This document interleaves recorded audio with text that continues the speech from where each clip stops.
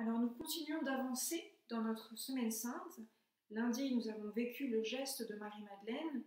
Hier, mardi saint, c'était le reniement de Saint-Pierre. Et aujourd'hui, mercredi saint, eh bien, la journée prend une gravité, une note de gravité beaucoup plus importante, puisque dans l'Évangile, nous avons l'annonce de la trahison de Judas.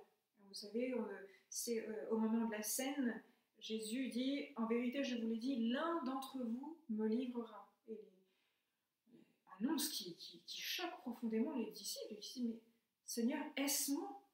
Est-ce moi ?» et Jésus dit « C'est celui à qui je donnerai la bouchée de pain, etc. » C'est très beau cette réaction des disciples de dire « Est-ce moi? Est-ce que c'est moi qui vais te trahir ?» Les disciples n'étaient même pas forcément très sûrs d'eux.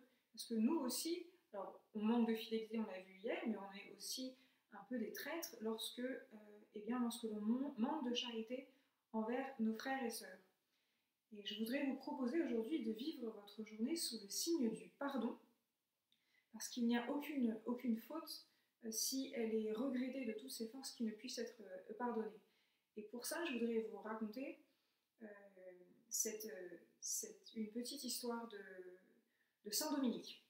Saint Dominique, le fondateur de l'ordre des prêcheurs, le fondateur des Dominicains.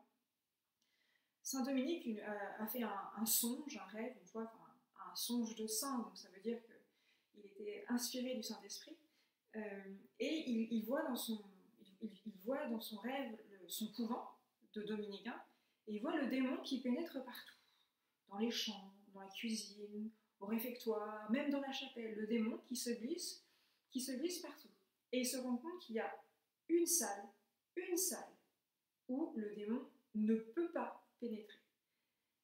C'est impossible, il n'a aucune place. C'est comme c'est hermétique, le démon ne peut pas passer. Et cette salle-là, c'est la salle de chapitre. Alors, la salle de chapitre dans un couvent, c'est une salle dans laquelle les moines et religieuses se réunissent pour parler de la vie de la communauté, mais surtout dans la salle de chapitre. C'est l'endroit où les moines, les religieuses se demandent pardon. Soit une fois par semaine, soit tous les jours, ça dépend des ordres. Les moines et les religieuses ont l'habitude de se demander pardon de leur indélicatesse, de leur retard, de leur brusquerie, de leur... ce climat de pardon fait que le démon ne peut pas rentrer. C'est impossible.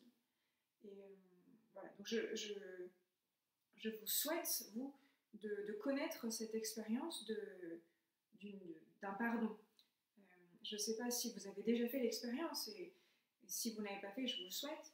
C'est des personnes avec qui vous étiez fâchés, et il y a eu un vrai pardon qui a eu lieu, et après il y a un nouveau départ, il y a quelque chose de tout à fait nouveau qui naît après cette demande de pardon. Alors je vous propose concrètement aujourd'hui deux choses, soit l'une soit l'autre, ou soit les deux. Soit il se trouve qu'il y a quelqu'un avec qui vous vivez et vous avez été un peu brutal peut-être que vous avez eu des paroles désagréables ou même des gestes désagréables. Eh bien je vous propose, si vous vous sentez prêt, à vraiment demander pardon de tout votre cœur pour ceci.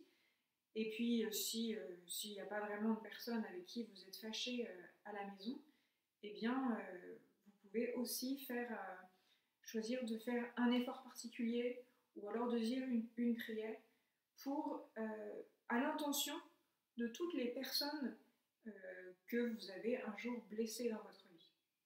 Voilà. En tout cas, je vous souhaite vraiment de découvrir plus profondément dans votre vie ce qu'est le pardon. Je sais, on vous dit souvent va demander pardon, et genre, vous faites quand on nous dit va demander pardon, quand on est encore un peu en colère, c'est pas évident. Mais lorsque l'on découvre petit à petit la richesse, la splendeur du pardon, eh bien la vie est véritablement transformée. Je vous souhaite de faire cette découverte. Alors en ce qui concerne la musique, je vous propose aujourd'hui d'écouter encore un passage de la Passion selon saint Matthieu, écrite et composée par Bach. Je vous propose d'écouter un air qui s'appelle Erbarme dich, ça veut dire ayez pitié de moi. Alors en fait, j'aurais peut-être dû vous le faire écouter hier parce que c'est l'air qui est chanté après la, vous avez Jésus, Pierre renie Jésus 3 fois et après le coq chante la douleur de Saint Pierre quand il réalise qu'il a été infidèle et du coup ce chant qui est très très beau qui vient après, c'est pour un peu ça montre un peu la souffrance du cœur de Saint Pierre quand il se rend compte qu'il a blessé Jésus, mais ça va très bien aussi parce que parfois on est Saint Pierre, parfois on est un peu Judas aussi, donc ça va très bien aussi avec cette souffrance qu'on a dans le cœur quand on a blessé quelqu'un, et cette souffrance que l'on a, il ne faut pas que ce soit quelque chose qui nous écrase, il faut au contraire que ça nous ouvre le cœur pour aimer davantage. Pas de désespoir, mais une invitation à aller plus loin et bien, dans l'amour. Alors, pour le travail scolaire, aujourd'hui, eh bien, de la géométrie, on continue avec les quadrilatères, avec le trapèze. Il y a une vidéo de leçon à regarder et la dernière partie de la vidéo, j'explique un petit peu un des exercices. Alors, si vous n'avez aucune difficulté avec l'utilisation du rapporteur, vous n'êtes pas obligé d'aller jusqu'au bout. Mais si vous avez peur de ne pas réussir à faire l'exercice 3, vous allez jusqu'au bout de la vidéo, je vous montre comment on fait. Des révisions d'analyse avec l'analyse du pronom relatif et pour les CM2 aussi l'analyse du pronom interrogatif. Et ensuite un peu d'anglais. Alors pour les anglais 1, c'est continuer l'étude des nombres en anglais. Donc ça dépend de là où vous étiez arrêté la dernière fois. En tout cas, reprendre, que ce soit de 11 à 19 ou alors les dizaines. Vous pouvez demander à votre maman de vous donner des nombres et d'essayer de les écrire en anglais, etc. Et puis pour les anglais 2, donc là, j'ai pas préparé de matériel pour les anglais 1 parce que ça dépend de là où vous en êtes. Donc c'est à vous de vous référer à votre cahier d'anglais pour travailler vos nombres. Et anglais 2, donc il y a 2 exercices de révision, un sur les dates et un sur des petites phrases. Il faut corriger un mot de la phrase, sinon la phrase n'a pas de sens. Voilà, je vous souhaite un très très beau mercredi saint et je vous dis à bientôt.